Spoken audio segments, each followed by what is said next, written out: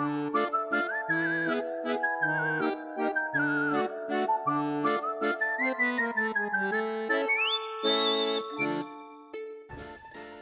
everybody, Mac here. Welcome back to the show. Welcome back to Bricktober, and welcome back to the home stretch that we're getting down to Halloween, and welcome back to our look at Jada Toys' Universal Monsters.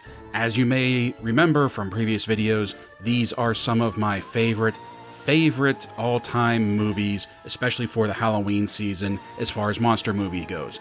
These old black and white Universal pictures, and I'm just ecstatic that there seems to be a little bit of a resurgence of interest in them between NECA doing theirs and Jada doing these as well, that I really am excited that we're getting more for the Universal Monsters. So far we've taken a look at Frankenstein's Monster and the Jada Toys Next Level exclusive of Frankenstein's Monster. We took a look at The Bride of Frankenstein, and today we are taking a look at The Creature from the Black Lagoon, which is actually one of my favorite movies from this series. And I think it's one of my favorites because it's something original. Like, I know, like, The Creature from the Black Lagoon, the swamp beast, things like that. That's not entirely an original concept, but this was, I think, pretty much a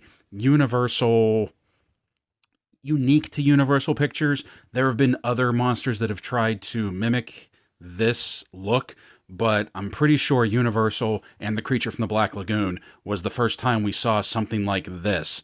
That, I mean, arguably, Merman has his roots in this guy as well. And we have two versions of this figure. We have the standard one that Jada put out that you could find at retail. You could find in places like Big Bad Toy Store, Amazon, pretty much anywhere you looked for them. And over here we have the Entertainment Earth exclusive Creature from the Black Lagoon, which, as far as I know, is exactly the same as the standard release, except this is a complete glow-in-the-dark figure. We'll find that out once we open up the package, but I'm pretty sure they're all going to have the same accessories, same articulation, same everything. It's just that this is made out of glow-in-the-dark material, and I'm really looking forward to getting this guy out of the box.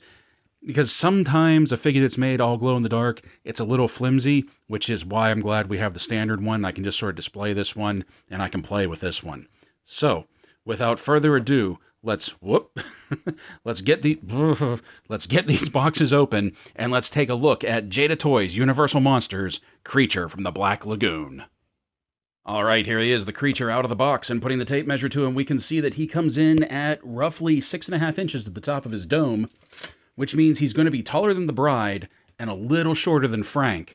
So that's going to be a good size up once we get them all lined up. Now, bringing him up closer, we're going to take a look at the paint apps, we're going to take a look at the sculpt, we're going to take a look at the articulation, and we're mostly going to focus on the standard version. We will get to the glow-in-the-dark version, and I'll point out any differences, but I really don't think there's going to be much of a difference between this and the glow-in-the-dark version, other than, obviously, the paint apps, or lack thereof, once we get to that one. But right now, we're going to focus on our standard one, and man, do I love, look at the fin work.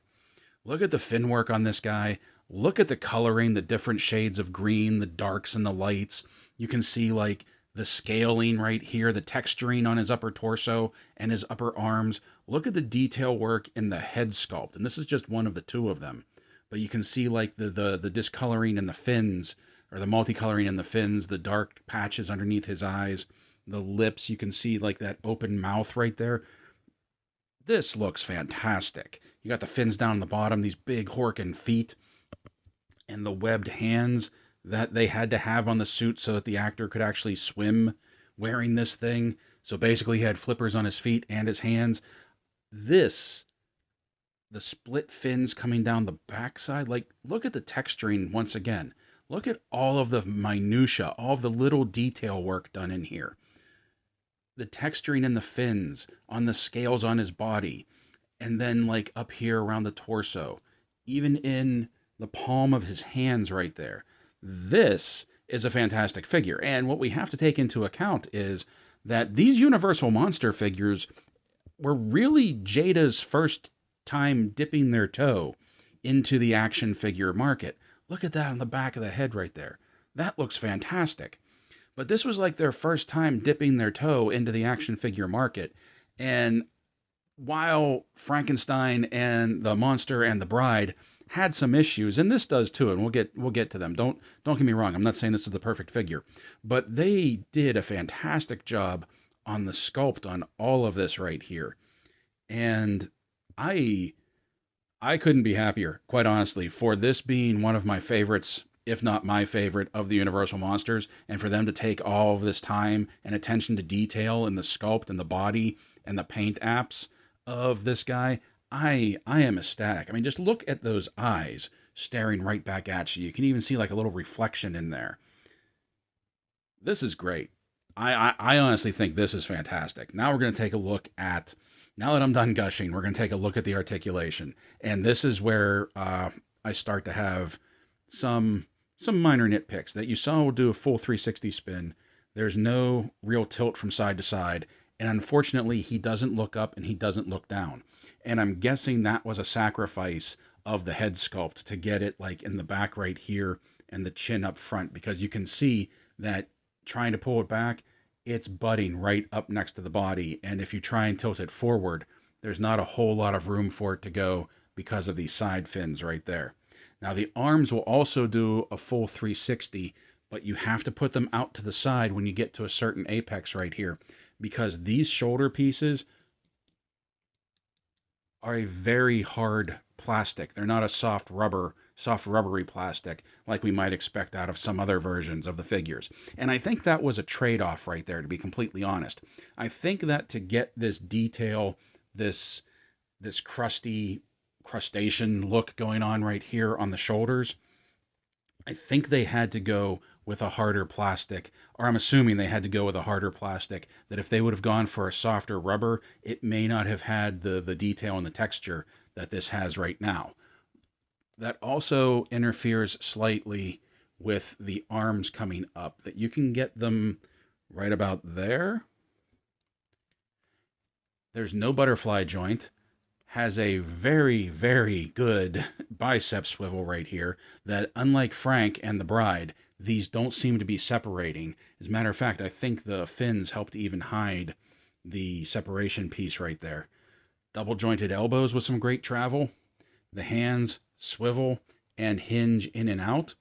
And I don't mind that, because since he's going to be a swimming monster, you're going to want to be able to get him in like some swimming poses. However, that will be hampered once again by the lack of articulation in the noggin.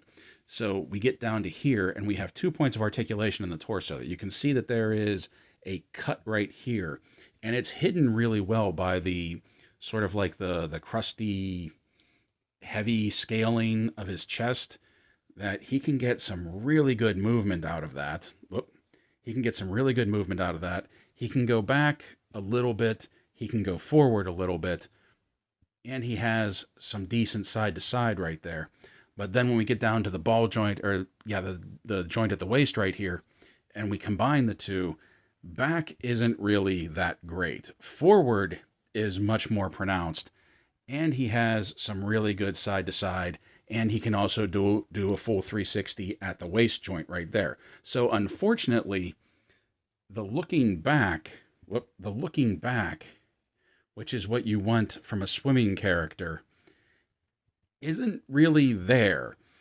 And I am legitimately questioning if they did that on purpose, because if I remember the movie correctly, and I didn't get to watch it this year because for some reason it's not on Peacock, but if I remember correctly, when the actor was in the suit and he was swimming, he never really lifted his head up. He kind of just torpedoed through the water with his head down. So I legitimately don't know if they did that on purpose as a nod to the movie, or if it is a payoff, something that they had to sacrifice because of the detail to the fins right here, so that they could get this detail in the fin, because that is really what is stopping it from going back.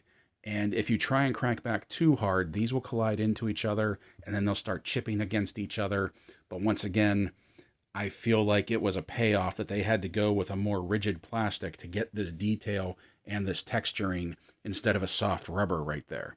Now we come down to the legs, and the legs will come forward fairly well, but you can start to see the gapping right there. They go back not so much, and once again you have gapping there. They only come up to there when you pull them out to the side, and that is because this, once again, is a very hard plastic. And I know I've been making excuses for the hard plastic here and the hard plastic here, but I feel like this is one spot where they could have given like a softer rubber to get the legs up a little bit more. I don't know, but I feel because right here I am worried that like if you try and crank up on them too hard, you'll start to wear it down. You can see that it kind of scrapes right there. Yeah, it does. I just noticed that. You can see that it kind of scrapes right there. So I think this could have done with being a softer plastic. Now, you have a bicep swivel right here that is beautifully hidden by the scales. If you can see that, how the scales sort of overlap. And if you're not looking for it, even when you are looking for it, you don't notice it. But that is wonderfully hidden by the sculpt right there, the thigh swivel. And then you have double jointed knees with some really great travel. No boot cut, which kind of surprised me because I thought right here where it goes from like rough scale to shiny, I thought there was going to be a boot cut right there, but there is not. But the ankles rock back, the ankles rock forward, and then you have forward facing pin for some rocker. Okay, now we're going to take a look at the accessories that comes with the creature, and we're going to start with this one specifically because this is the one that when I've watched some other reviewers go over this figure, they're never quite sure what this is unless they've seen the movie. And oftentimes they haven't seen the movie. And I know there are viewers out there that will recognize this very easily. This is a prop, basically. It's not an accessory so much as it is a prop because this is the fossilized claw that they found at the beginning of the movie that hinted at that there was this race of amphibious humanoids that were living underwater and kind of implying that there were more of the creature and he might be the last of his kind. So this was something that started the whole investigation into the lagoon, into the creature and his people. This is what drew their attention. And this is a wonderfully sculpted version of just like a bone fossil of the creature's hand.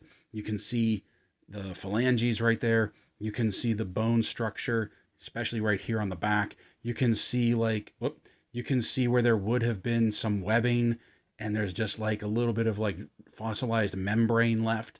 And the fact that they found it just sitting on the shore of the lagoon, it's a movie. What, like, come on. But I think this is a great little piece to add in with the creature.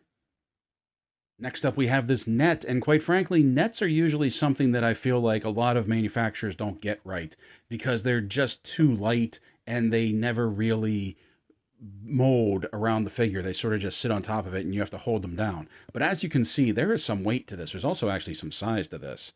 And you'll see in the photos how much of the creature that it covers up. But this is actually like a well-textured twine net, has some weight to it. You can see that it conforms to the shape of what it's sitting on. So when you do lay it over the creature or you use it for whatever you want to use it for, I feel like you get as close to like a realistic net throw over the creature that you could get. I really like this thing. We also get a harpoon gun with the creature, which, yeah, once again, if you've seen the movie, you understand the significance of this. That this is, I mean, they shot him with it. There's no other way to say it. They shot him. I think they shot him more than once, too. But I really like the simple design, very much like that 1940s design where you just have the big spear, you have the gas canister, and your trigger mechanism right there. Nothing fancy, and it'll do what it needs to do. And one other thing that I really like about this is it will easily fit in the hands of your standard 6-inch action figure right here. And there's not much detail to it. It is pretty much just molded in a silver plastic, but and has some basic black paint apps on the handles. But do you really need much more for this? Like, I actually think it looks great in its simplicity. Out of the box, you've seen them already, that the creature comes with these open, sort of webbed swimming hands. The only other hand that the creature comes with is this left hand, and this is a gripping hand, as you can see. It has a little bit of a grip to it, but it is also a trigger hand. So the creature can actually have the spear gun locked and loaded into this hand right here. And you can see he holds it fairly well, especially for it not being a truly tight grip on the handle. That really the only thing holding it in place, I feel like, is the trigger finger, because as soon as you pop the trigger finger out, there's really nothing else holding it in. So this was designed really well, that he has a gripping hand that if you had other stuff, you could put things in there, maybe have him hold the net, maybe have him hold some other kind of weapon that you might have for him. But it is designed that he can hold the spear gun with no problem, and that's a nice touch. I like that.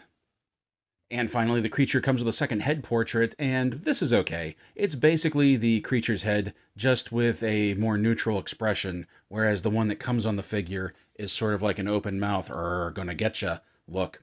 That the head pops off easily. You just pull that off. You can see you have a dumbbell joint right here, which is kind of wasted because the head doesn't really have much articulation. And then you take the second head and you just sort of really push it on. It doesn't really pop on so much as it sinks all the way down on the stem. And then once again, just like with the original head, all it can really do is spin around and look down a little bit. He can't look up, and he doesn't have any tilt side to side. But once again, that is because it was sacrifices they had to make because of the wonderful sculpt that they put into this. One thing that I wish they would have done, and I think this is the only place where they sort of missed an opportunity, was that if they were going to give us a secondary head, I wish it would have been the more human looking face, the more human looking head from The Creature Walks Among Us, the sequel, because I think that would have been just a nice touch, because they gave us the fossilized claw from the beginning of the movie, which is basically a prop, that I think the more human features with the toned down amphibian look, the human eyes, just to give it that Creature Walks Among Us look, I think that would have been a cool addition for this figure. And now that brings us to our glow in the dark creature from the Black Lagoon, and I'm not going to go over this in great detail because it's exactly the same figure that we just took a look at.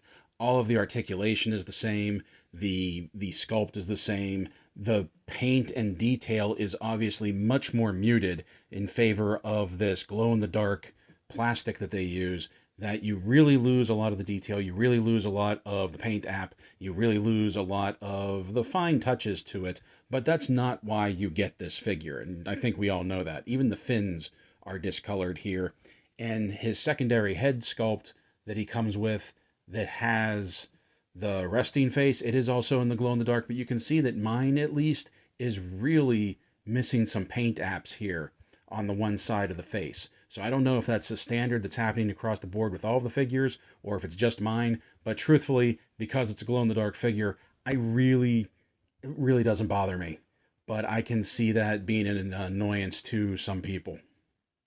Our Entertainment Earth Glow in the Dark exclusive comes with all the standard accessories that the original creature comes with. Just the additional head sculpt and the additional hand are in the glow in the dark plastic. We still have the same net, we still have the same spear gun, so now I have two spear guns, and we have the same fossilized claw, so now I have two fossilized claws. But let's be honest, you're not here to go over the accessories again.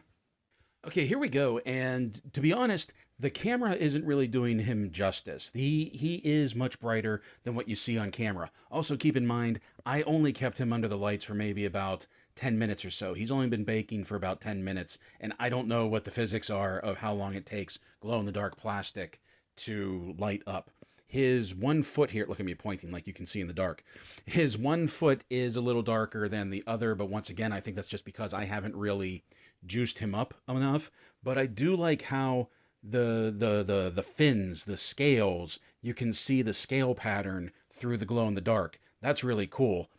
This actually looks a lot better in person. This just isn't doing it justice, but I think you get the idea. He's really cool, guys. In this glow in the dark, he does look so good in person.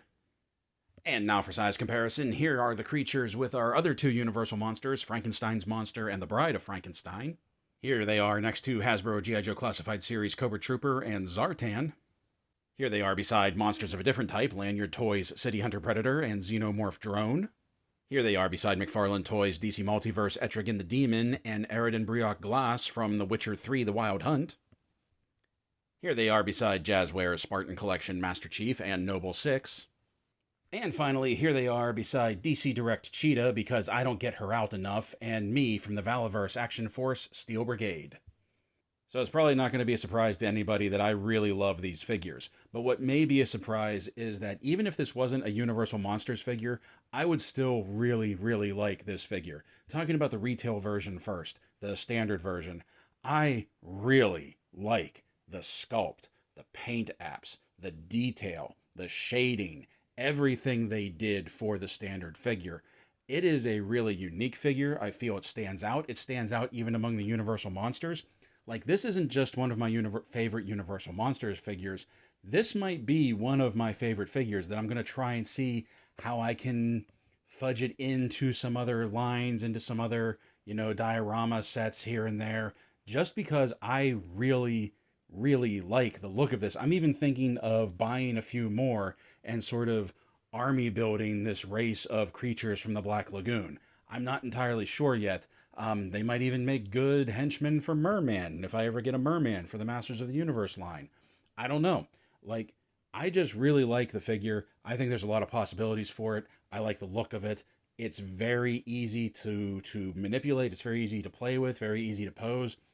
It's probably the best of the Jada Universal Monster figures so far. Haven't opened up Dracula yet. But like I said, I really like this figure on its own. The glow in the dark figure, the Entertainment Earth figure, which as of the time of this recording, I'm fairly certain is still available. There's going to be links to both of these versions in the description below. It's good for a gimmick figure.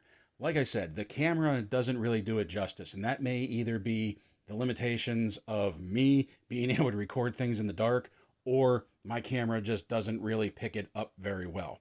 But it does stand out much more in person, and I like how it stands out. I like how you can see the scales in the body even when it's doing its glow in the dark thing. You still get that detail, you get a little bit of that texturing, you get a little bit of that look just from the creature, even in its black, or not its black and white, even in its glow in the dark setting.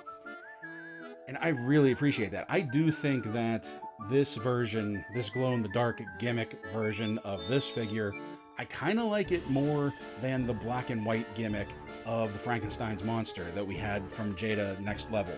That I think that with the Frankenstein, you're really getting it for the operating table. I know that may sound off, but like with the creature from the Black Lagoon, like I said, there's the possibility for army building, so you could have more than one of these things on the shelf, and one being a glow-in-the-dark standout. Who doesn't love a glow-in-the-dark figure? That is what I have for you today. We have at least one more video we're going to be taking a look at, and that will come out on Halloween, and you're probably going to be able to figure out what that is. So until then, my friends, happy Halloween. Stay safe, stay healthy, and as always, thank you for watching.